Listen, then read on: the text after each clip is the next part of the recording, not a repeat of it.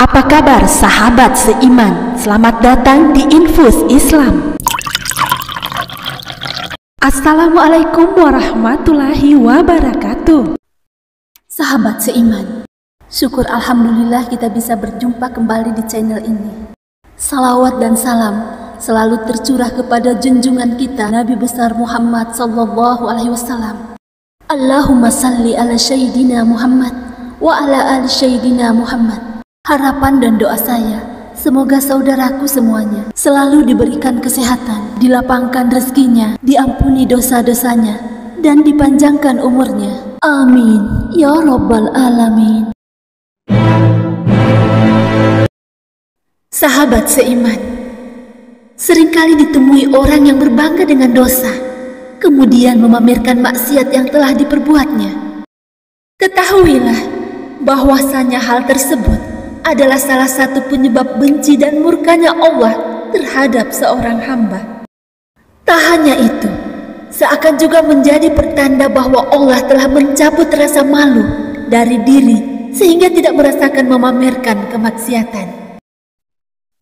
Dari Anas radhiyallahu anhu bahwasanya Nabi Muhammad SAW bersabda, "Setiap anak Adam banyak salah, dan sebaik-baiknya orang yang bersalah adalah orang-orang yang mau bertaubat." Hadis riwayat Tirmizi, Ibnu Majah, dan Hakim. Ia berkata, sahih sanadnya. Sahabat seiman, sebagai manusia, tak ada daya dan upaya yang mampu kita lakukan di atas bumi ini selain karena rahmat dan cinta kasih dari Allah Subhanahu wa Ta'ala. Namun seringkali manusia justru melewati batas dalam melakukan kemaksiatan, kesirikan, bahkan kerusakan di muka bumi demi kesenangannya, sehingga mengundang murka Allah. Wujud dari kemurkaan Allah tidak hanya berupa azab dan cobaan. Terkadang tanda bahwa Allah sedang murka kepada seorang hamba bisa juga berbentuk pengabaian Allah terhadap kemaksiatan yang dilakukannya, sehingga ia menganggap hal tersebut sebagai kenikmatan. Sahabat seiman, lalu apakah ciri jika Allah murka kepada seorang hamba? Simak video ini hingga akhir. Sahabat seiman, berikut ini adalah tanda-tanda kemurkaan Allah yang sering tidak dirasakan oleh manusia. Tanda itu adalah: pertama, dibenci penduduk bumi. Ciri-ciri Allah sedang murka kepada seorang hamba adalah hilangnya rahmat dan kasih sayang Allah kepadanya, sehingga didatangkan kebencian di muka bumi karena perbuatan buruk yang dilakukannya. Bentuknya sendiri bisa dalam berupa guncingan banyak orang, atau justru orang lain jadi merasakan dampak buruk perbuatannya hingga ia dibenci. Dari Abu Hurairah radhiyallahu anhu, Nabi Muhammad SAW bersabda, apabila Allah Subhanahu wa Ta'ala mencintai seorang hambanya, Dia memanggil Jibril bahwa sesungguhnya Allah menerima si fulan, maka cintailah dia. Maka Jibril mencintai hamba itu. Lalu Jibril berseru kepada penduduk langit, sesungguhnya Allah mencintai si fulan, maka cintailah dia. Maka seluruh penduduk langit mencintai hamba itu. Kemudian orang itu pun dijadikan bisa diterima oleh penduduk bumi. Dalam lanjutan hadisnya dijelaskan lagi bahwa, dan jika dia membenci seorang hamba, dia memanggil Jibril dan berkata bahwa Allah Subhanahu wa Ta'ala membenci hamba tersebut. Jika aku membencinya, maka Jibril membencinya. Lalu berseru kepada penduduk langit bahwa Allah Subhanahu wa Ta'ala membenci hamba itu, maka mereka membencinya. Kemudian hamba tersebut dibenci penduduk bumi. Hadis riwayat Bukhari dan Muslim.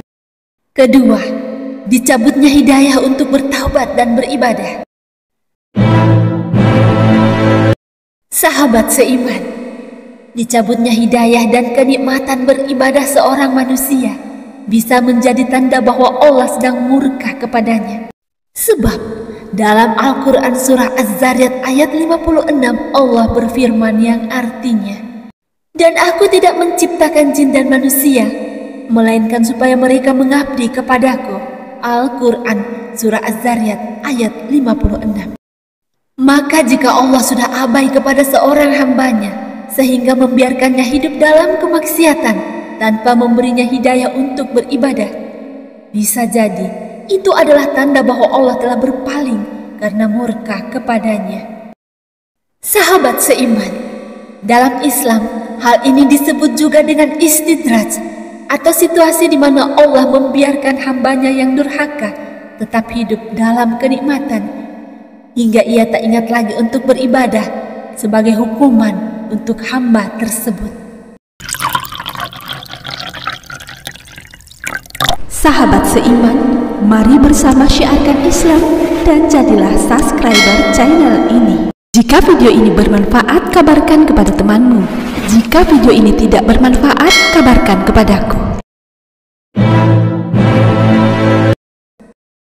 Ketiga, menjadi sibuk dengan hal yang sia-sia.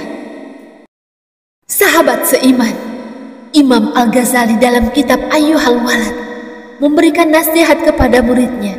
Kemudian dia menyampaikan sabda Rasulullah SAW kepada umatnya yang berbunyi, tanda berpalingnya Allah dari hambanya adalah dia disibukkan dengan sesuatu yang tidak bermanfaat, dan sesungguhnya orang yang telah kehilangan sesuatu dari umurnya untuk selain ibadah tentu sangat layak baginya kerugian, yaitu kerugian yang panjang. Barang siapa yang umurnya telah melebihi 40 tahun sementara amal kebaikannya tidak melebihi amal keburukannya, maka bersiap-siaplah untuk masuk neraka. Keempat, semakin nyaman bermaksiat dan membuka aibnya sendiri.